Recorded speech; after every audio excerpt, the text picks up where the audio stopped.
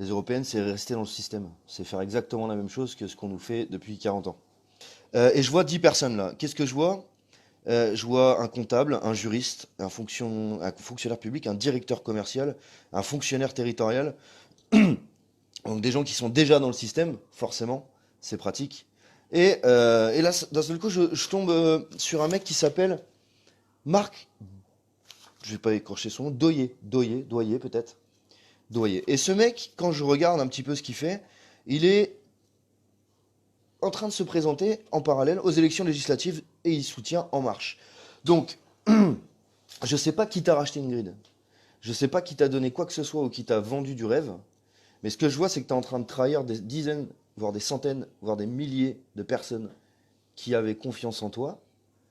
Ingrid, un jour, on me propose un poste de chroniqueuse à BFM TV, et un autre jour, je propose une liste gilet jaune aux élections européennes. Référendum d'initiative citoyenne, on veut le mettre en place pourquoi? Pour justement ne plus avoir de politique qui nous dirige. Et vous voulez faire partie des politiques. Bravo, vous n'avez rien compris. Et en plus, vous prenez les gens pour des cons. Mais c'est pas grave.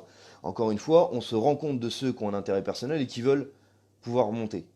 Qui se font peut-être pervertir par l'argent, comme je vois. Je sais pas qui a donné quoi ou s'il y a quelque chose.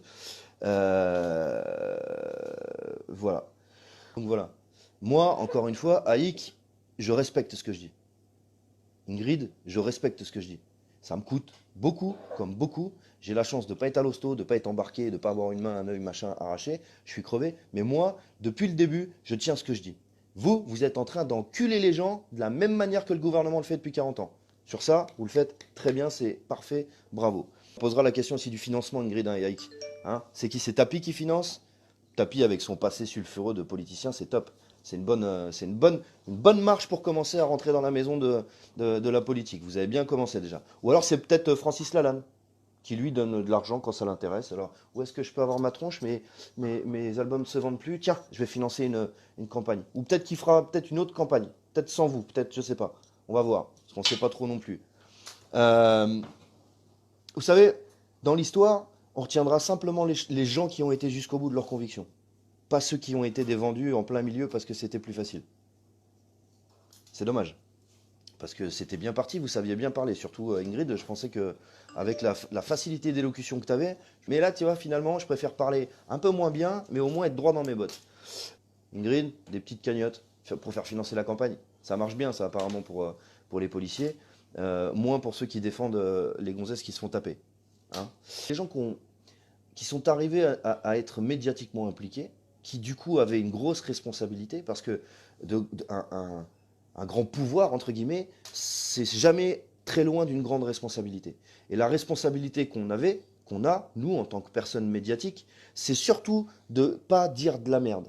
Alors je sais que des fois, ça arrive qu'on fasse une boulette, mais on est des êtres humains. Je rappelle que quand tu as le président qui dit qu'on est descendant, qu'on est des Gaulois réfractaires, ou encore là, quand il a parlé en Allemagne, il a dit que il avait perdu un truc de la langue française, qu'il trouvait plus dans la langue française, hein, qu'il retrouvait dans la langue allemande, mais pas dans la langue française. Donc, Emmanuel, si tu m'entends, s'il y a des trucs que tu as perdus dans la langue française et que ça t'emmerde et que tu veux aller les chercher ailleurs, tu peux rester là-bas. Hein.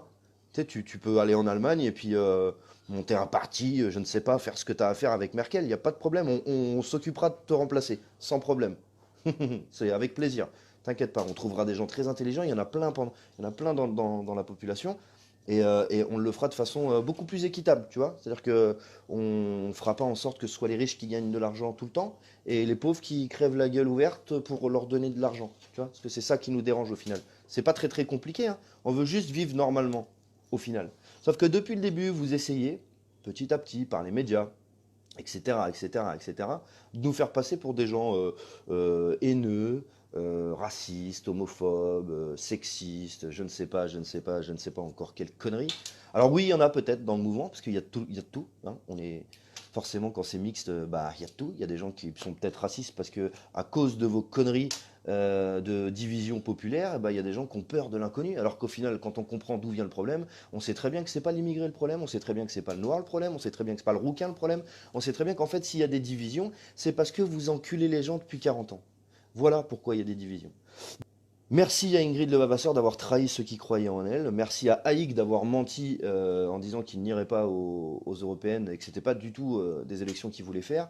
Vous vous êtes donné le droit de devenir politicien puisque c'est une des premières, des premières lignes du CV d'un politicien, c'est le mensonge.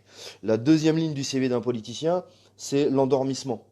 Donc là, vous allez essayer de nous faire croire que votre parti, c'est pour le RIC, forcément. J'espère que la plupart n'y croiront pas. Et la troisième chose, c'est d'avoir un casier pour la plupart. Donc j'espère que vous avez un casier tous les deux, parce que sinon, peut-être que le CV va pas passer. Je dis ça, je dis rien. Euh, je vous invite à regarder cette liste là, c'est les gens. Elle est publique, hein. C'est les gens qui vont participer. C'est les 10 premières personnes de la fameuse liste aux européennes Gilets jaunes. Je vous invite à regarder ces gens-là et regarder leur passé. Il y en a un déjà direct, hein, il se présente aux élections législatives et il soutient En Marche.